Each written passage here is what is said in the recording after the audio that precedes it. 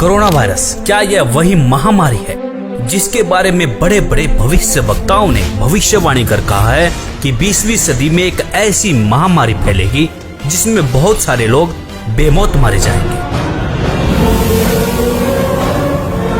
जग जाहिर है कि कोरोना वायरस ने चीन से निकलकर पूरे विश्व पर मौत का कहर बरपा रखा है। WHO के मुताबिक अभी तक 45,693 मौतें और 9,03,06 व्यक्ति इस जानलेवा बीमारी के शिकार हो चुके हैं। लेकिन दोस्तों, ऐसे में राहत भरी खबर ये है कि इन भविष्य वक्ताओं ने ही मौत से बचने के लिए सटीक रास्ते बताए हैं।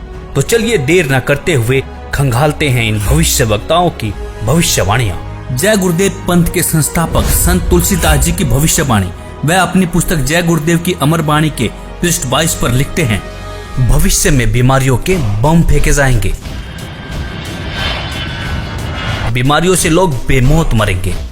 इस प्रकार की शुरुआत चीन करेगा। चीन अमेरिका के बड़े बड़े शहरों को नष्ट कर देगा, वहां भी लोग बेमौत मरेंगे। अमेरिका, चीन तथा रूस और चीन में आपसी युद्ध होगा। चीन में भी भारी संख्या में लोग मरेंगे। चीन की बची आबादी को भारत शरण देगा। आगे चलकर गृह युद्ध छिड़ जाएगा, तब जान बचाना मुश्किल हो जाएगा। अन्न और दवाइयों की कमी पड़ जाएगी। मेरी बातों को आप हंसी मजाक मानते हैं तो मैं आत्म कल्याण का काम करता हूँ। आप मेरी बातों को अभी न माने, जब सामने आएगी तब मानना। फिर आगे पृष्ठ 31 पर लिखते हैं, बाबा जय गुरुदेव की घोषणा सन 1972 में। आगे विश्व युद्ध होने पर भारी नुकसान होगा, लाशें पड़ी रहेंगी, उठाने वाले नहीं मिलेंगे। चीन, पाकिस्तान, अमेरिका आदि मुल्कों से विषैले बम फेंके जाएंगे। अधिकांश बम भारत की धरती पर उतार लिए जाएंगे। कीटाणु बम फेंके जाने पर बेगुनाह इंसान, जानवर, पक्षी आदि सब मरने लगेंगे। तो भारत का एक फकीर ऐसी जबरदस्त उल्टी आंधी चलाएगा कि उसमें हाथी भी उड़ता नजर आएगा। तेज हवाएं सभी कीड़ों को उड़ाकर वहां से ले जाएंगी। जहां से बम फेंके गए होंगे वहां फिर उस मुल्क के लोगों का सफाया हो जाएगा। दोस्तों, यहाँ पर इस भविष्यवाणी में जय गुरुदेव जी ने एक फकीर के बारे में भविष्यवाणी की है।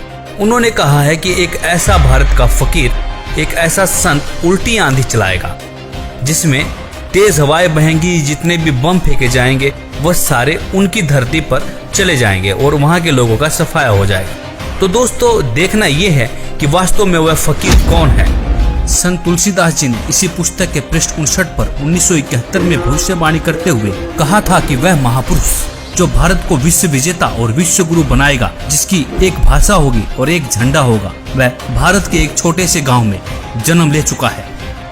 संत रविदास, 16वीं सदी के विख्यात व चमत्कारी संत रविदास। दोस्तों, संत रविदास जी की भविष्यवाणियों से तो ऐसा प्रतीत होता है कि मानो संत रविदास जी ने 16वीं सदी में ही इस कोहराम के बारे में जान लिया था। उन्होंने इटली के बारे में बिल्कुल सटीक भविष्यवाणी करते हुए कहा है कि इटली में आने वाले समय में कोहराम मचेगा। दोस्तों, आपको बता दें कि इटली में कोरोना ने मौत का एक ऐसा तांडव मचाया है कि 13,000 से ज्यादा लोग मर चुके हैं और 1,10,000 से ज्यादा लोग संक्रमित हैं। संत रविदास जी लिखते हैं, भारत में अवतारी होगा जो अति विस्मयकारी होगा, ज्ञानी और विज्ञानी होगा, वो अद्भुत सेनानी होगा। जीते जी कई बार मरेगा, छद्म वेश में जो विचरेगा। देश बचाने के लिए होगा एक आह्वान, युग परिवर्तन के लिए चले प्रबल तूफान।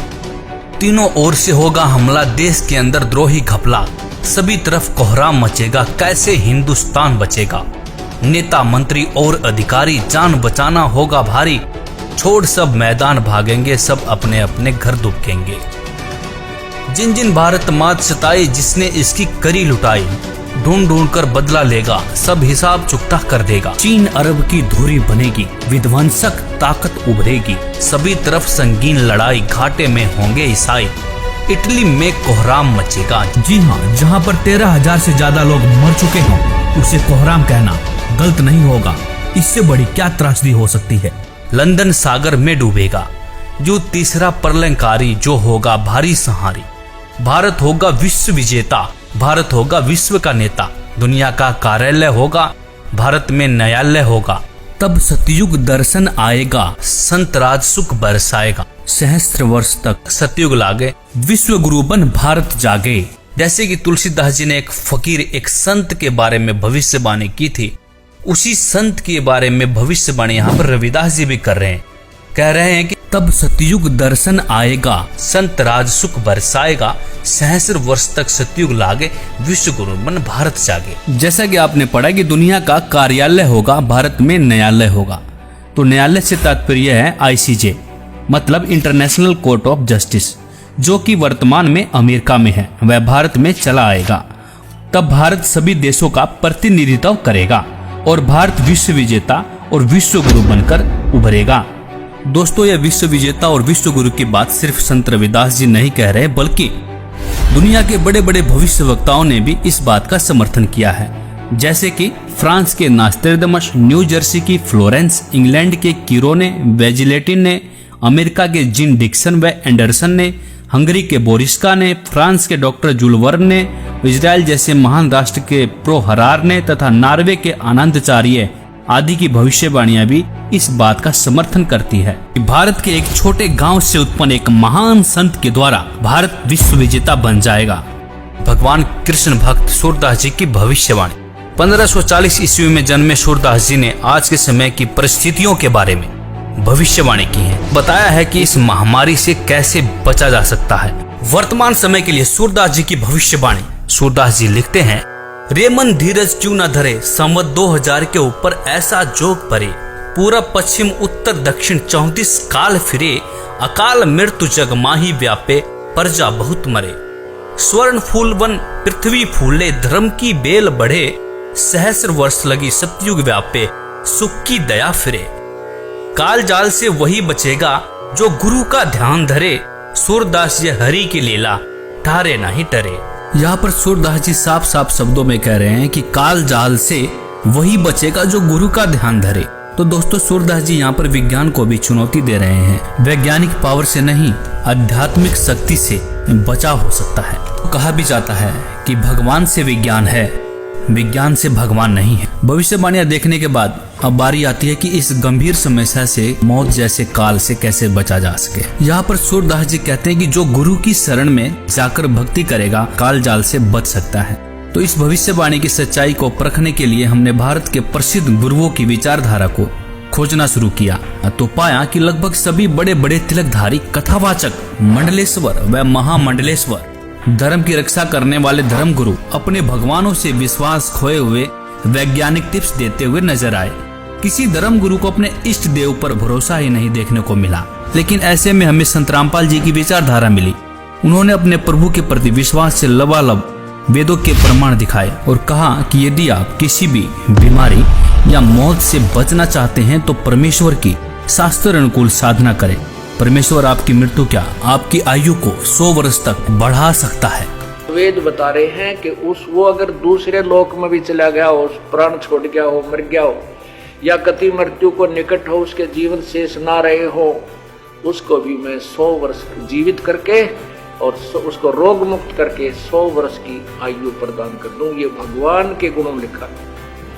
आप कैसा भी रोग हो, परमात्मा से बड़ा कोई वैद्य नहीं है। परमात्मा ने इस मिट्टी के शरीर को चला रखा है।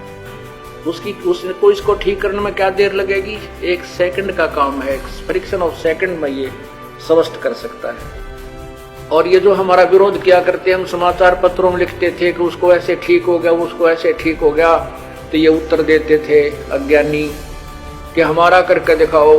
तुम किकर का लटका दे तार बांध रहे थारा क्यों करो? कनेक्शन दो परमात्मा का ना हो तो फिर हमें बताओ। विनम्र होकर के विधिवत साधना करो परमेश्वर की। जो भगवान के गुणों में लिखा वो नहीं मिलेंगे तो फिर अब साधना करने का लाभ क्या? तो पुण्यात्माओं, यहां ना जाने बिना गिनती के इतने दुख दूर हुए, कैंसर तक और ब्रेन ट्यूमर तक, जिनके ऑपरेशन निर्धारित कर दिए गए थे और कोई गारंटी नहीं। डॉक्टर बताते थे कि इस ऑपरेशन का कोई सफलता का कोई गारंटी नहीं है और ये पीड़ा कुछ समय के लिए बंद हो सकती है। ऐसे यहाँ बगैर किसी ऑपरेशन के, परमात्मा की कृपा से, भगवान की रजा से, उस प्रभु की शक्ति से दूर हो गए, वो ठीक हो गए, वो रोग नष्ट होगा। इसी का प्रमाण आपको ऋग्वेद दे रहा है कि परमात्मा पूर्ण ब्रह्म पूर्ण परमात्मा की साधना करने वाले की भगवान उसकी मृत्यु भी आ गई हो, उसके सांस भी शेष ना रहे और वो मर भी गया हो, उसको भी जीवित कर सकता है। ये देखिएगा ऋग्वेद, ये देखिए नीचे ऋग्वेद भाष्यम और दशम मंडलम, और यहाँ देखिएगा 161 नंबर सूक्त है, जिसको अब यहाँ इसके 2 नंबर, ये संस्कृत है, 2 नंबर मंत्र की, इसमें क्या अनुवाद किया है, इस संस्कृत का अनुवाद इन्होंने किया है, यदि रोगी की अक्षीण आयु हो गई हो, यदि वह इस लोक से चला गया हो, अर्थात मर गया हो, चला गया है, इस लोक से चला गया है, ये संस्कृत आगे हिंदी, और यदि वह मृत्यु के पास गया हुआ है तो भी उसको मैं, भगवान कहता है, मृत्यु देवता नृत्य से के पास से लौटा ला सकता हूं, ये संस्कृत है, आगे देखना, और उसको 100 वर्ष के जीवन के लिए प्रबल करूंगा। परमात्मा तो कहता है कि उस उपासक की, जो परमात्मा का भक्त है, यदि वो परमात्मा की साधना शास्त्र अनुकूल कर रहा है, परम संत से नाम लेकर के, तो वेद बता रहे हैं कि वो अगर दूसरे लोक में भी चला गया हो, प्राण छोड़ गया हो, मर गया हो, या कति मृत्यु को निकट हो, उसके जीवन शेष ना रहे हो, उसको भी मैं 100 वर्ष जीवित करके और उसको रोग मुक्त करके 100 वर्ष की आयु प्रदान कर दूं। ये भगवान के गुणों में लिखा है। दोस्तों, इस विज्ञान के दौर में संत जी का दावा वाकई में हमें अचंभित करने वाला था। फिर क्या था, बाबा की इस सच्चाई को सामने लाने के लिए हमने पड़ताल करनी शुरू कर दी। पड़ताल में हमें रियल स्टोरी 99 करके एक YouTube चैनल मिला, जिस पर बहुत से अनुयायियों के अनुभव थे। हमने बहुत सारे अनुयायियों के अनुभव देखे और उसमें पाया बहुत सारे ऐसे लोग हैं जिनकी लाइलाज बीमारियां कहीं डॉक्टर डिटेक्ट भी नहीं कर पा रहे थे। वह बीमारियां संत जी के बताए अनुसार सत भक्ति करने से बिल्कुल ठीक हो चुकी थी। बहुत से ऐसे लोगों के भी अनुभव मिले जो मरने के बाद जिंदा हो चुके थे। दोस्तों, यह सब देखने के बाद आपको क्या लगता है, क्या यह वही संत हैं जिसके बारे में संत तुलसीदास जी लिखते हैं, संत रविदास जी लिखते हैं कि संत राज सुख बरसाएगा? सूरदास जी भी लिखते हैं कि काल जाल से वही बचेगा जो गुरु की शरण रहे। गुरु से तात्पर्य यहाँ पर एक सच्चे गुरु से है, जो आपको सही रास्ता बताता हो, सही शास्त्र अनुकूल भक्ति करके आपके जीवन को धन्य करता हो। नकली गुरु के शरण में रहने से मोक्ष संभव नहीं हो सकता।